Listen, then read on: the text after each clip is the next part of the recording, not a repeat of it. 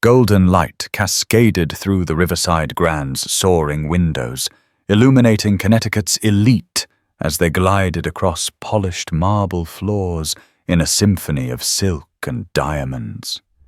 The air hummed with whispered conversations and the gentle clink of champagne flutes. At the mahogany registration table, Céleste Dubois swept an invisible speck from her Chanel suit, her platinum hair catching the chandelier's glow.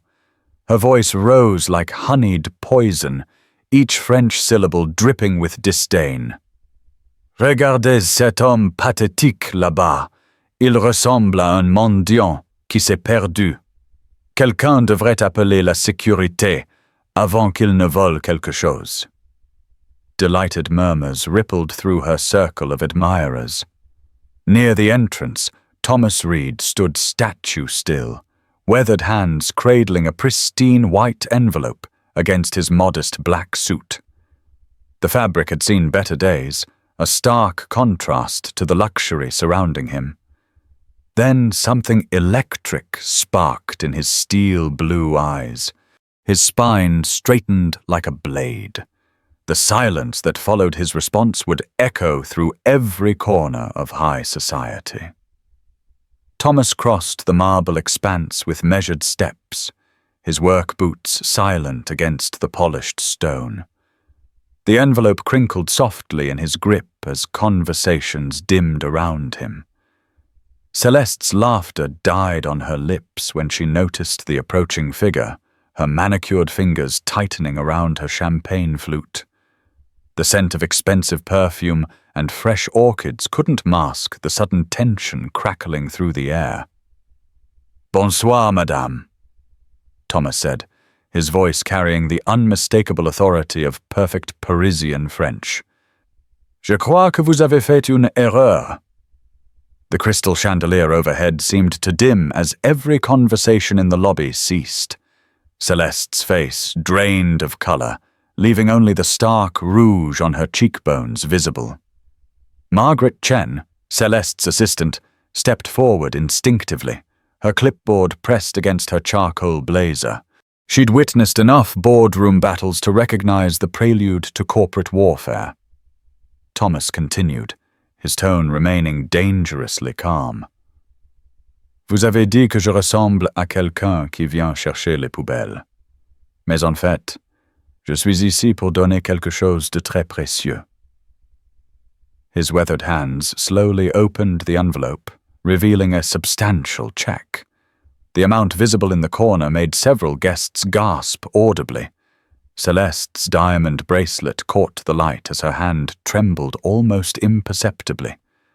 "Votre arrogance est aussi transparente que votre insécurité," Thomas added, switching to English with the same fluid precision.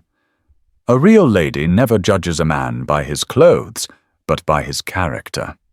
Clearly, you lack both." The words hung in the air like shattered glass. Security guards positioned near the walls shifted uncomfortably, unsure whether to intervene in what appeared to be verbal combat between titans. Celeste's circle of admirers took collective steps backward, sensing the danger in the man's controlled fury. Her champagne flute trembled in her grip, the golden liquid threatening to spill onto her $1,000 shoes. The registration volunteer, a nervous woman in her 60s, reached for the envelope with shaking hands. Thomas placed it gently on the mahogany table, his eyes never leaving Celeste's face. "This donation is in memory of Isabel Reid," he said quietly. "Dubois Architecture Project Manager, 2010 to 2018. The color that had returned to Celeste's cheeks vanished again. Her pupils dilated as recognition flickered across her features like lightning illuminating a storm. Margaret Chen's clipboard clattered to the floor, the sound echoing through the sudden silence. "Now," Thomas said, straightening his simple black tie, "shall we discuss charity or character?" The lobby erupted in whispered conversations as Thomas turned away, his mission apparently complete. But Celeste's voice stopped him mid-stride, her French accent thicker now with emotion. "Wait." The single word carried the weight of 6 years' worth of secrets. Thomas paused but didn't turn around, his shoulders rigid beneath the worn fabric of his suit. Celeste's breathing had become audible, each intake sharp and measured.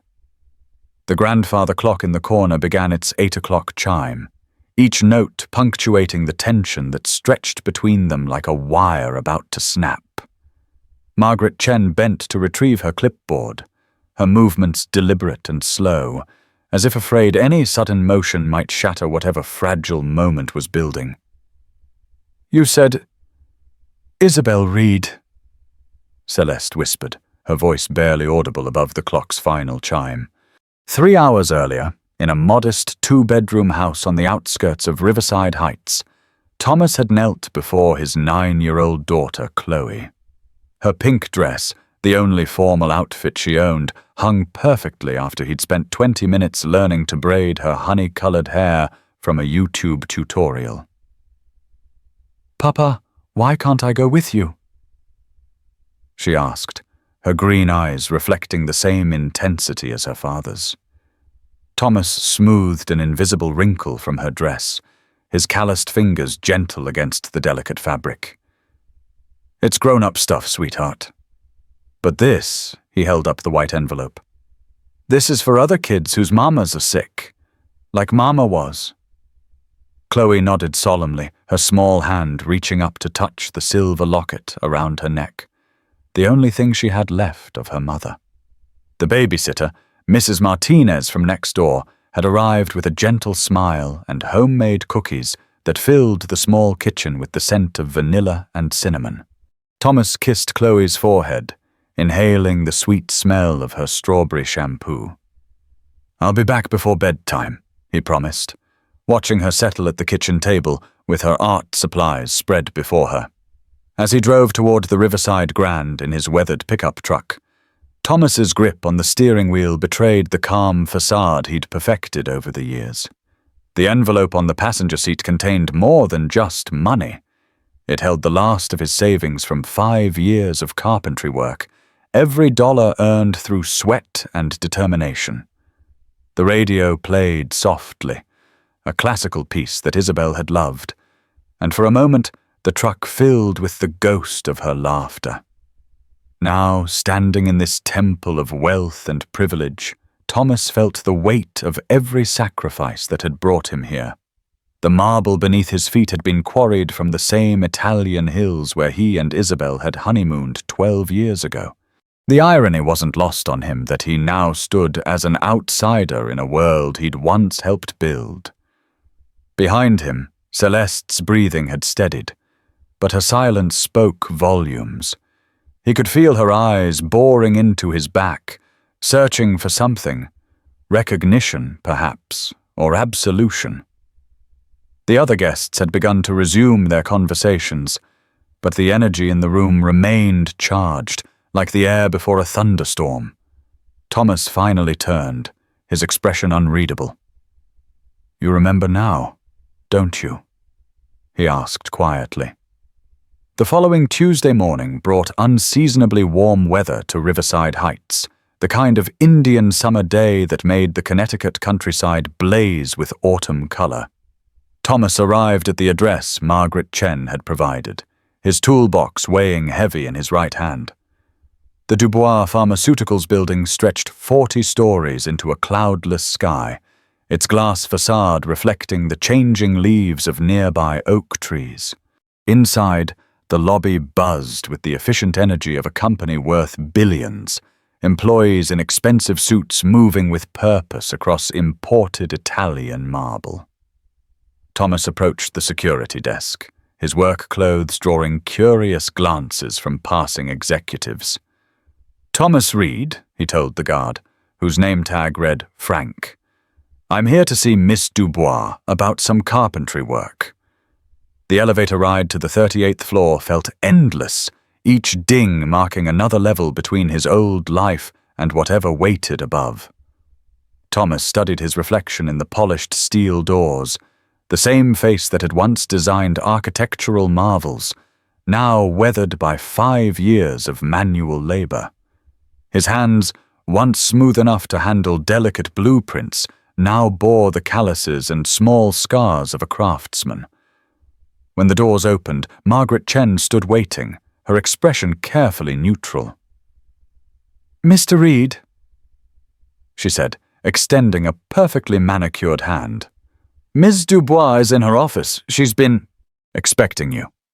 The hesitation in her voice suggested that expecting might be an understatement. The hallway stretched before them, lined with modern art that probably cost more than Thomas made in a year. Celeste's corner office occupied what felt like half the floor, its floor-to-ceiling windows offering a panoramic view of the Connecticut River Valley. She stood with her back to the door, her silhouette sharp against the autumn landscape beyond. The custom bookshelves that lined the eastern wall were clearly the project she'd hired him to repair, though from what Thomas could see, they appeared to be in perfect condition. The irony of the situation wasn't lost on him. A billionaire CEO hiring the man she'd destroyed to fix something that wasn't broken. When Celeste finally turned, her face bore the careful makeup of someone who'd slept poorly. Her navy Armani suit was impeccable, but Thomas noticed the way her fingers worried the edge of her pearl bracelet. "Mr. Reid," she said, her voice steadier than he'd expected. "Thank you for coming." The awkwardness stretched between them like a chasm as Thomas set down his toolbox and surveyed the shelves. Each piece was crafted from reclaimed mahogany, the wood rich and warm beneath the office's LED lighting. He ran his fingers along the grain, feeling for imperfections that didn't exist. Behind him, Celeste moved papers on her desk with unnecessary precision, the soft rustle of documents filling the silence. "These are beautiful," Thomas said finally, his voice professional. "Who was the original craftsman?" Celeste's movement stopped abruptly. I don't remember," she lied, though they both knew the shelves bore the signature woodwork style that had once made Thomas Reid architecture famous throughout New England. The irony tasted bitter in the air between them. She was paying him to touch his own work, stripped of credit and recognition. Margaret Chen appeared in the doorway with coffee on a silver tray, her timing impeccable as always. The cups were bone china, delicate enough that Thomas's work-roughened hands felt clumsy around the handles. Steam rose from the dark liquid, carrying the rich aroma of what was undoubtedly imported beans. "Your coffee, Ms. Dubois," Margaret said, setting the tray on the glass desk. Her eyes met Thomas's briefly, and he caught something there. Knowledge, perhaps, or pity. As Margaret retreated, Celeste poured with the practiced grace of someone accustomed to serving others, though Thomas suspected she rarely did so personally. "Cream or sugar?" she asked, the domestic ritual feeling surreal in the corporate setting. Thomas accepted the cup black, his fingers inadvertently brushing hers as she handed it over. The contact was electric, lasting only a second but long enough for both to notice. The examination of the bookshelves became an elaborate dance of avoidance, Thomas pointing out imaginary flaws while Celeste nodded with manufactured interest. She'd positioned herself strategically near the windows, the autumn light softening the sharp edges of her professional armor. "This joint here," Thomas said, indicating a perfectly aligned seam, "might need some reinforcement." His voice carried the authority of someone who'd spent decades understanding wood and stone, materials that were honest in ways that people often weren't. Celeste moved closer, close enough that he could smell her perfume, something French and expensive, that reminded him painfully of Isabel's preference for simple lavender soap. "I trust your judgment," she said quietly. The words hung between them, weighted with implications neither was ready to address. Through the windows, a hawk circled high above the Connecticut River, its wings catching the thermal currents that rose from the warming earth below. The call came at 2:37 p.m., Thomas's phone buzzing against his hip as he measured imaginary gaps in perfectly fitted shelves. Mrs. Martinez's voice carried worry despite her attempts to sound calm. "Mr. Reid, I'm sorry to bother you at work, but Chloe had another nightmare during her nap. She's asking when you'll be home." In the background, Thomas could hear his daughter's quiet sobs, the sound hitting him like a physical blow. "She's drawing again," Mrs. Martinez continued. "Another picture of the building you used to work at." Thomas's grip on the phone tightened as Celeste, who'd been pretending to review documents, looked up sharply. He hadn't realized she'd been listening until he saw the recognition flickering across her features like candlelight in a draught. "I'll be right there," Thomas said, already reaching for his toolbox. The professional mask he'd worn all afternoon cracked, revealing the exhausted single father beneath. Celeste stood slowly, her papers forgotten as she processed the overheard conversation. "Your daughter," she said, the words more statement than question. Thomas paused in his packing, tools clattering softly in their compartments. "She's 9, he said simply. "Lost her mother when she was 4. The admission hung in the air between them, raw and unguarded. Celeste's face went pale beneath her carefully applied makeup, her hand reaching instinctively for the pearl bracelet at her wrist. "Building you used to work at," she repeated slowly, her voice barely above a whisper. The pieces were falling into place, and Thomas could see her assembling them like a puzzle she'd been avoiding for years.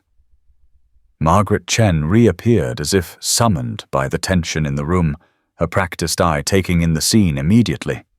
She'd worked for Celeste long enough to recognize the signs of her boss's carefully controlled panic. "Shall I reschedule Mr. Reid's next appointment?" she asked diplomatically. Thomas slung his toolbox over his shoulder, the familiar weight grounding him. "That won't be necessary," he said, his voice steady, despite the emotion churning beneath the surface. "I think we both know what this is really about." Celeste's fingers had gone white around her bracelet, the pearls clicking softly against each other. "I don't understand," she said, but her eyes betrayed her. She understood perfectly. The autumn sun had shifted during their conversation, casting long shadows across the office floor that seemed to divide the room into territories of light and darkness. Thomas stood in the shadow. Outside, the Connecticut afternoon had turned crisp, the kind of weather that reminded Thomas of football games and apple cider, memories from a life that felt like someone else's dream. He sat in his pickup truck for several minutes, hands gripping the steering wheel as he processed what had just transpired. Through the pharmaceutical building's windows, he could see Celeste's silhouette, still motionless in her office. The drive home took him through the winding roads of Riverside Heights, past houses that grew progressively smaller and more modest as he moved away from the executive neighborhoods.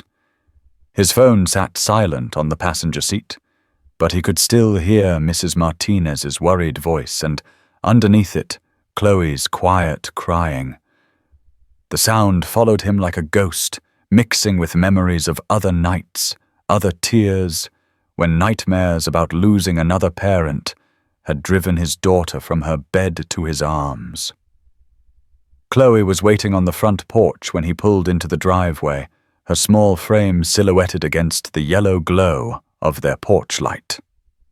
Mrs. Martinez stood behind her, one weathered hand resting protectively on the child's shoulder. "Papa!" Chloe called, running down the steps with the unsteady gait of someone who'd been crying. Thomas caught her in his arms, feeling her small body shake against his chest. "I had the dream again," she whispered into his shoulder. "The one where you don't come home." Thomas carried her inside, past Mrs. Martinez's sympathetic smile, and into the living room where Chloe's artwork covered the coffee table. The latest drawing showed a tall building with many windows, and in one of those windows, a stick-figure man with yellow hair, her father, as she remembered him from the years before their world collapsed.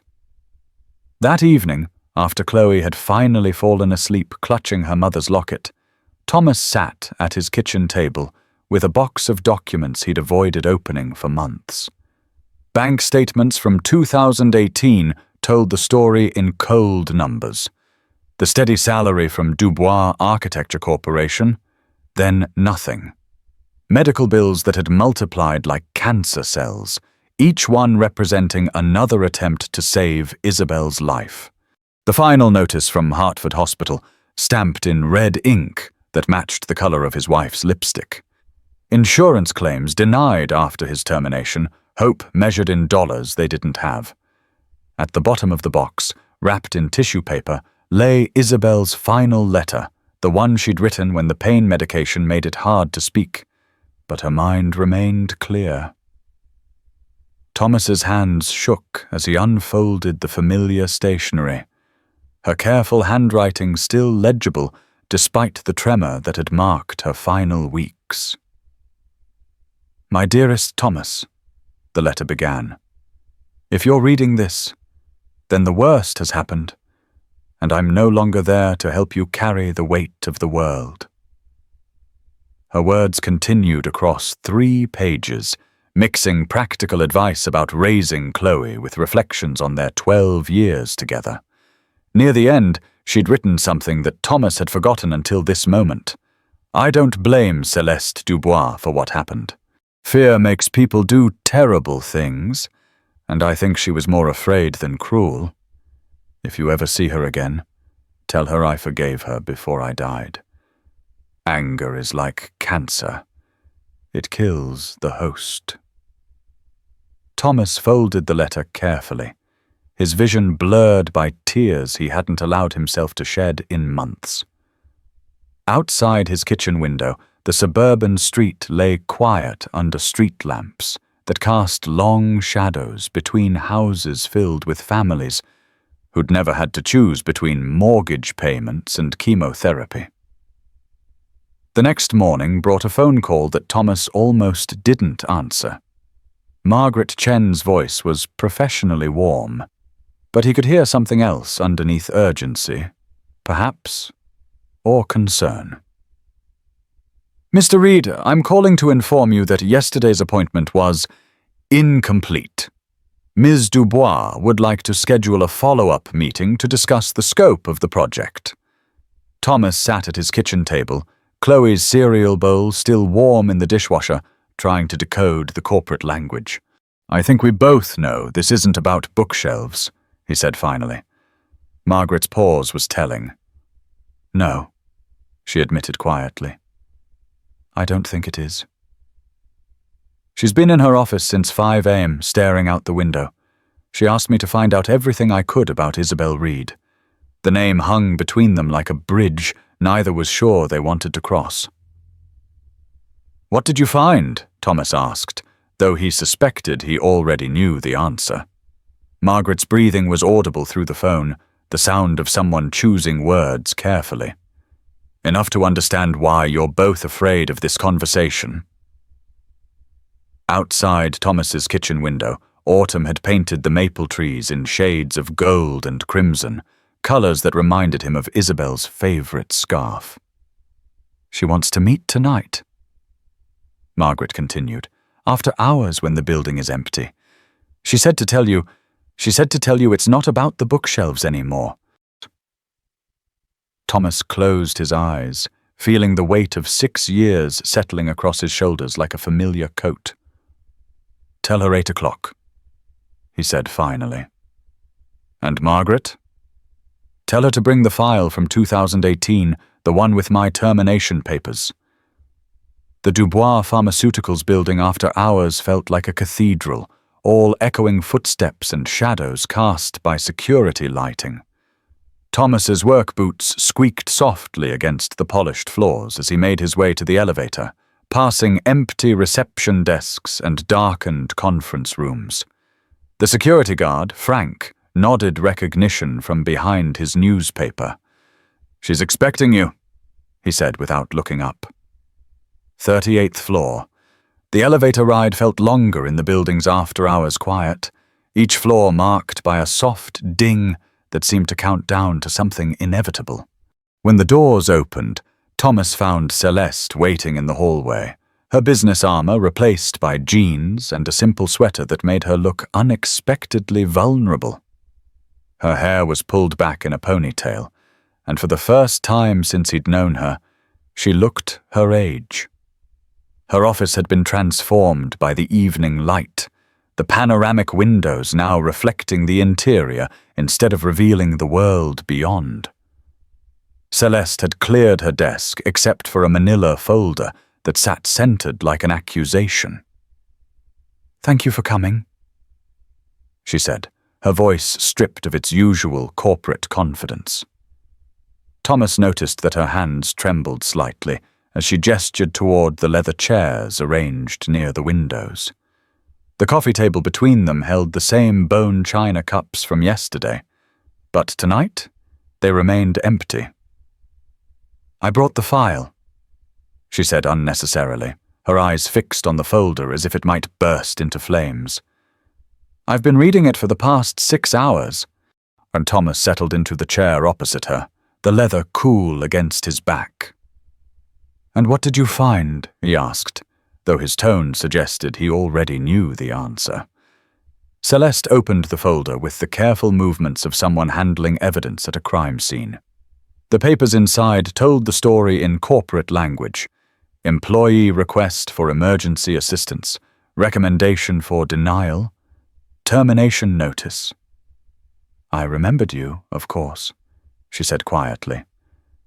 "The architect who designed half our buildings. The man who brought in millions in revenue." Her fingers traced the edge of his termination letter, the paper yellowed with age. "But I didn't remember her. Not until I saw the medical records attached to your emergency assistance request." Thomas's jaw tightened. "Isabel Reid," he said, his wife's name carrying weight in the space between them. "Project manager, 2010 to 2018, mother to Chloe, my wife."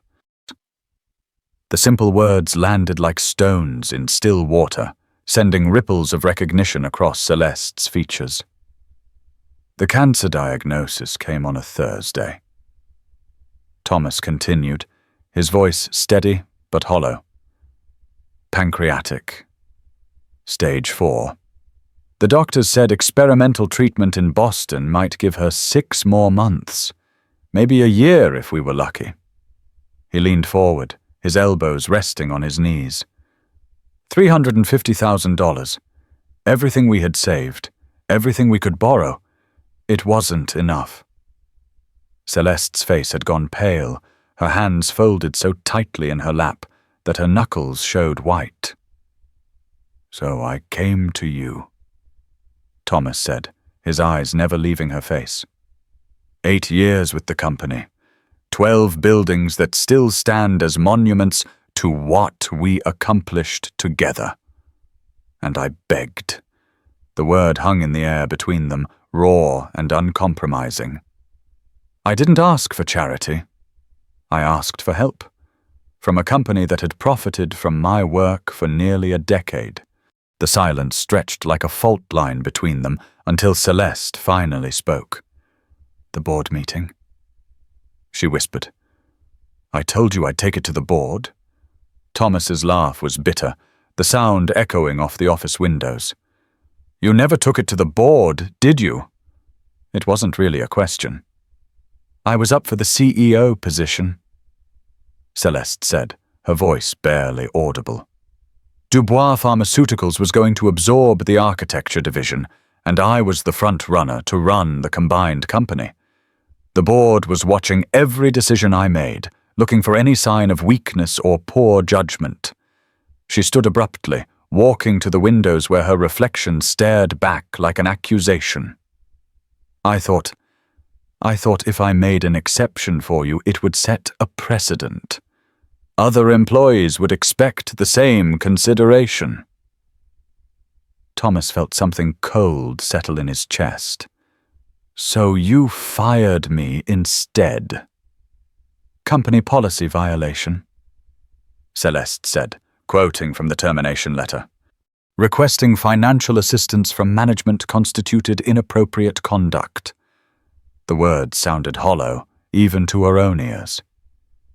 Thomas stood slowly, his movements deliberate and controlled. "You didn't just refuse to help," he said, his voice gaining strength. "You destroyed us. My termination meant losing our health insurance. Isabel's treatment options went from experimental therapy to whatever we could afford with cash." The temperature in the room seemed to drop as the full weight of her decision settled between them. The insurance would have covered 70% of the experimental treatment. Without it, Thomas's voice broke for the first time. Without it, we couldn't afford anything that might have saved her life. Céleste turned from the window, tears streaming down her face with a rawness that corporate makeup couldn't hide. "I didn't know," she whispered. "I didn't know she would." But Thomas was already shaking his head. "Die? You didn't care enough to know. You didn't." He pulled out his phone, scrolling to a photo that made Céleste gasp audibly. Isabel Reid smiled from the screen, her arm around a much younger Chloe, both of them covered in flour from some long-ago baking adventure. "This is who you killed," Thomas said, his voice steady as stone. "Not just my wife. Chloe's mother, the woman who taught Sunday school and made the best apple pie in 3 counties. The woman who forgave you before she died." Céleste sank into her chair, the weight of 6 years of buried guilt finally surfacing like oil from a broken pipeline. "She forgave me." Céleste's voice was small, childlike in its disbelief. Thomas sat back down, suddenly exhausted by the weight of carrying this truth alone. "Her last letter," he said, pulling the worn pages from his jacket pocket. "She wrote it when the pain medication made it hard to talk, but her mind was still clear." He unfolded the letter carefully, as if it might disintegrate under too much handling. "I don't blame Céleste Dubois for what happened," he read aloud. "Fear makes people do terrible things, and I think she was more afraid than cruel. If you ever see her again, tell her I forgave her before I died." The words hit Céleste like physical blows, each syllable a weight she'd been carrying without knowing it. "Anger is like cancer," Thomas continued reading. "It kills the host." The office fell silent except for the soft hum of the building's ventilation system and Céleste's quiet crying. Outside, Hartford's skyline glittered with the lights of people living lives that hadn't been shattered by corporate policy and personal ambition. Thomas folded the letter back into his pocket, the paper warm from contact with his body. "For 6 years, I've carried this," he said. "Isabel's forgiveness and my own rage, side by side like oil and water." Céleste looked up, her mascara streaked, but her eyes clear for the first time since he'd known her. "What do you want from me?" she asked. "Apology? Money? Public admission of guilt?" Thomas considered the question, studying her face for signs of the corporate mask he'd grown to hate. But there was none, just a broken woman confronting the true cost of her choices. "I want you to understand," Thomas said finally, "that every decision has a face. that policy and procedure and corporate advancement mean nothing when they destroy real people. He stood, pacing to the window where the city spread below them like a circuit board of human connections. I want you to know that Chloe draws pictures of the buildings I used to design because it's the only way she can remember when our family was whole. His voice caught on his daughter's name. I want you to feel what it's like to tell a 4-year-old that her mother isn't coming home, and that the people who could have helped chose not to. Celeste's breathing had become audible, each intake sharp and measured. And then, Thomas said, turning back to face her, I want you to decide what you're going to do about it. The question hung between them like a bridge that neither could cross without fundamentally changing who they were. Celeste wiped her face with the back of her hand, smearing expensive makeup across her skin. What can I do? She asked. Isabel is gone. Your career is destroyed. Chloe has grown up without her mother. The words were statements of fact, but underneath them was a question that Thomas recognized. You can't bring her back. He agreed. But you can make sure no other family goes through what we did. He sat down again, leaning forward with the intensity of someone who'd thought about this conversation for years. How many other employees have you denied help to? How many other families have faced the choice between bankruptcy and death because Dubois Pharmaceuticals values shareholders over people? Celeste's face went still as the implications of his words sank in. You want me to change company policy? She said slowly. It wasn't a question. Thomas nodded. Emergency Healthcare Assistance Fund. Anonymous applications. Independent review board. No employee should ever have to choose between their job and their family's life.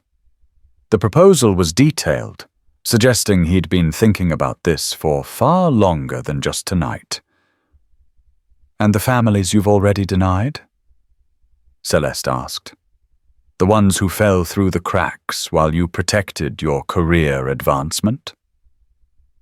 Thomas's smile was grim. That's where your personal fortune comes in. Every family that was denied assistance between 2015 and 2020 gets a retroactive grant. No questions asked. The number would be enormous, Thomas knew, possibly tens of millions of dollars. But Celeste was worth considerably more than that. And if I refuse? Celeste asked, though her tone suggested she already knew the answer. Thomas pulled out his phone again, scrolling to a different photo, this one, a screenshot of an email draft. Hartford Courant, Connecticut Public Radio, Boston Globe. The story of how Céleste Dubois chose corporate advancement over human life. His finger hovered over the send button. I have documentation, medical records, your termination letter, Isabel's death certificate. The threat was real, and they both knew it. But that's not why you'll do it, Thomas continued, putting the phone away. You'll do it because you can't live with yourself if you don't. Because somewhere under all that corporate armor is the person Isabel believed was worth forgiving. Celeste stood slowly, walking to her desk where she kept a bottle of whiskey for especially difficult nights. Her hands shook as she poured 2 glasses, the amber liquid catching the office lights like liquid gold. To Isabel Reid, she said, raising her glass. Thomas accepted the drink but didn't raise it.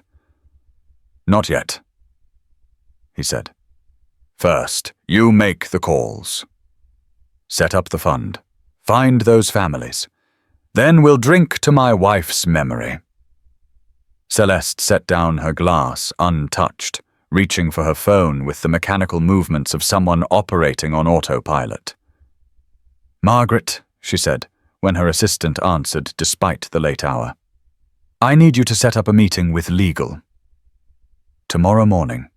First thing. Her voice was steady, but Thomas could see the tremor in her free hand. "We're establishing a new employee assistance program. Retroactive to 2015. The conversation with Margaret lasted 20 minutes, Celeste outlining requirements and timelines with the efficiency that had made her one of the most successful executives in New England. When she hung up, the office felt different, charged with the potential for change, but also heavy with the weight of what couldn't be undone. "It will take months to identify all the eligible families," she said, settling back into her chair. "Years to fully implement." Thomas nodded. "But it starts now. Tonight. With admitting what you did and committing to do better."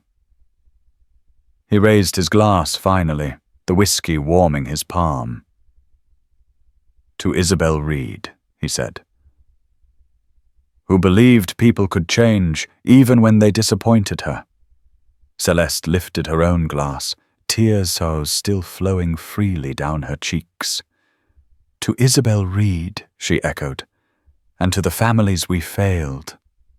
They drank in silence as Hartford settled into full darkness beyond the windows. The office building had emptied hours ago, leaving them alone with the ghosts of decisions that couldn't be undone, and the fragile possibility of redemption that stretched before them like an uncertain dawn. Thomas set down his empty glass, the crystal ringing softly against the table. "I should get home," he said. "Chloe will be worried." But he didn't move immediately, studying Celeste's face in the dim light.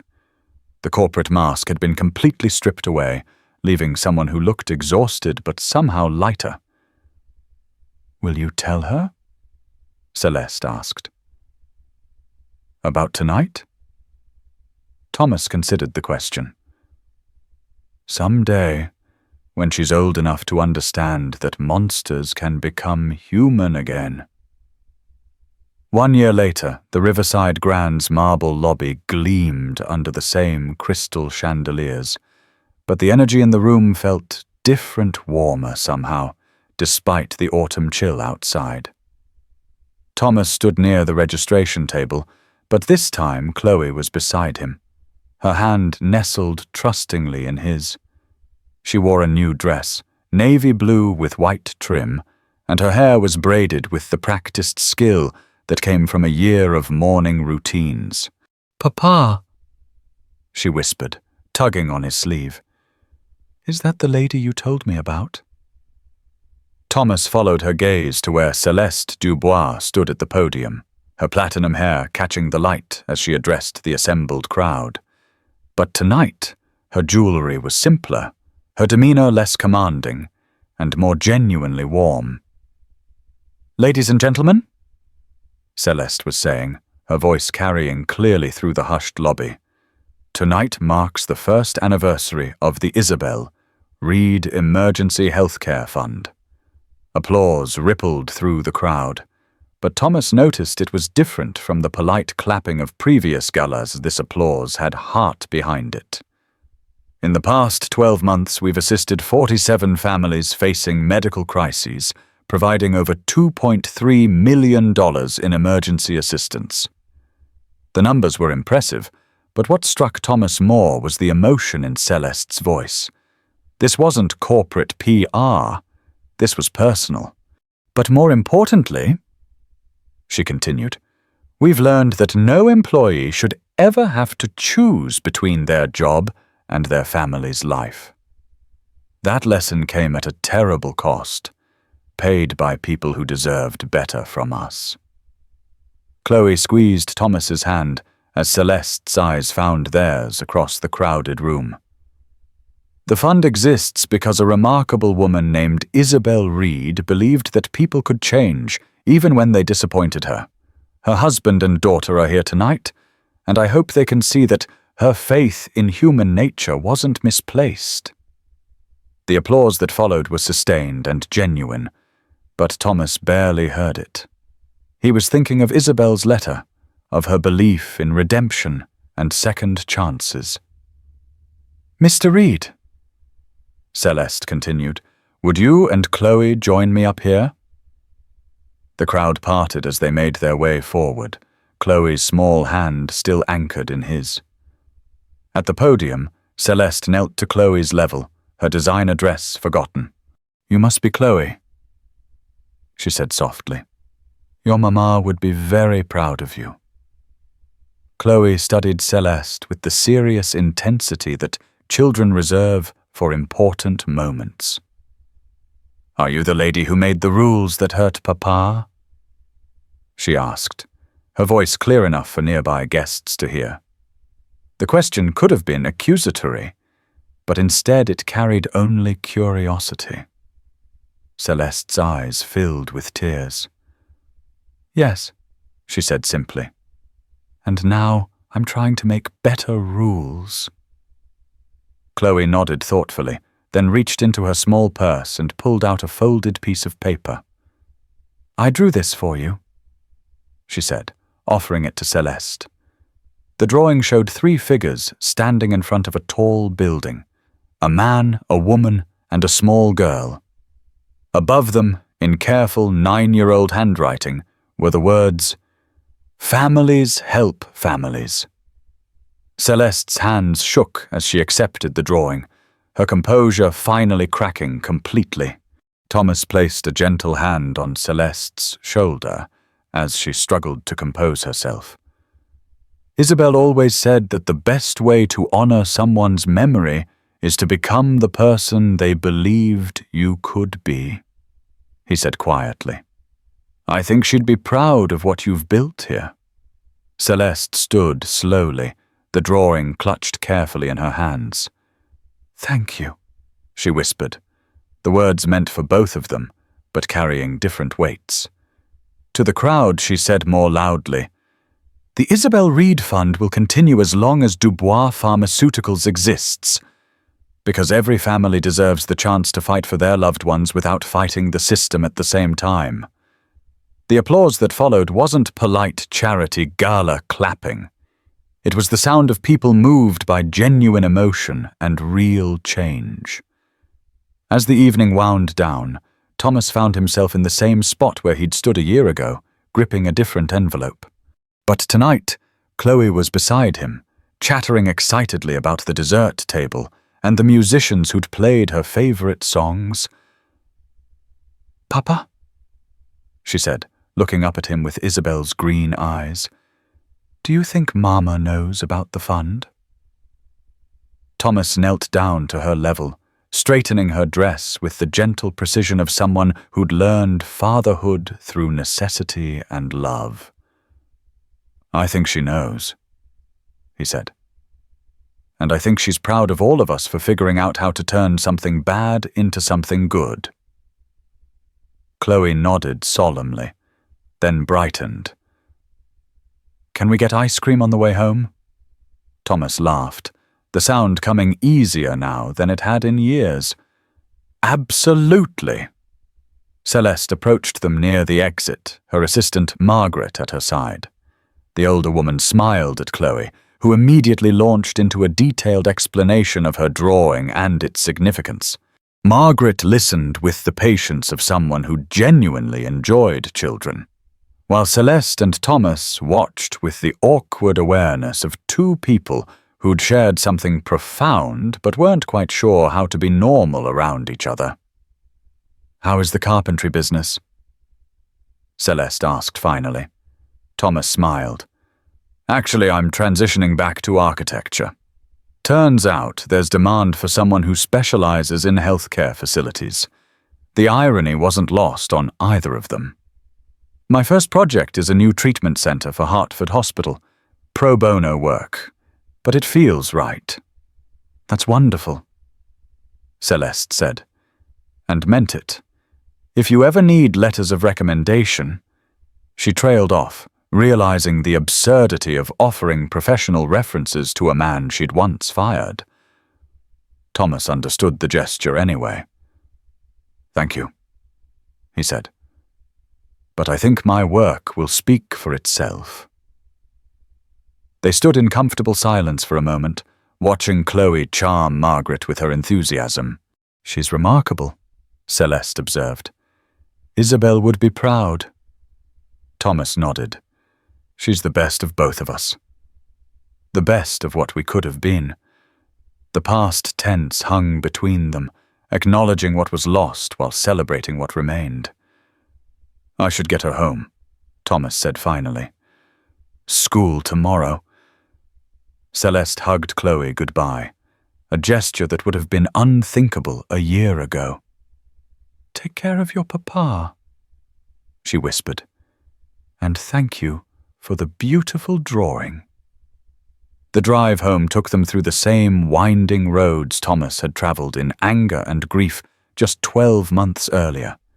But tonight, the familiar route felt different, not lighter, exactly, but more hopeful. Chloe fell asleep in her car seat before they'd gone 5 miles, her new dress slightly wrinkled and her hair escaping its careful braid. In the rearview mirror, Thomas could see the Dubois building's lights, and for the first time in years, they didn't make him angry. Change was possible, redemption was real, and somewhere in the space between justice and forgiveness, healing could take root and grow. As he carried his sleeping daughter into their modest house, Thomas whispered a quiet thank you to the autumn sky, to Isabel's memory, to second chances, and to the surprising grace that had transformed their greatest wound into a source of hope for others. The porch light illuminated the drawings Chloe had taped to their front window. Not buildings anymore, but families. Houses with smoke curling from chimneys, people holding hands under trees heavy with leaves. And in the center, a new addition. 3 figures standing together, labeled Papa, Chloe, and the lady who learned to be kind. Thomas smiled, tucking his daughter into bed with the gentle efficiency of single parenthood, perfected through necessity and love.